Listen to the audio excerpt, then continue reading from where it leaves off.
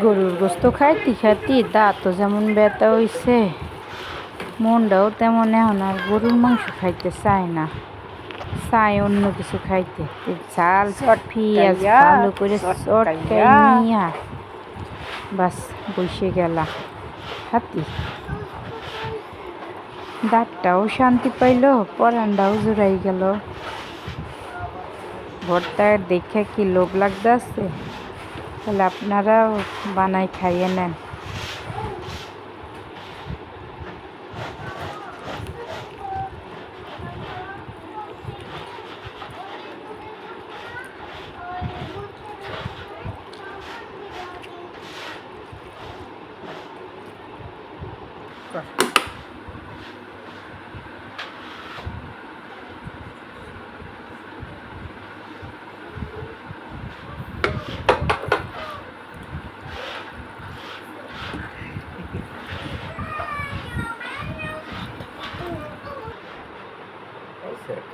প্রথম দিয়ে চালু করতে ওরা অনেক ঝামেলা, নতুন হয়ে থাকে পুরো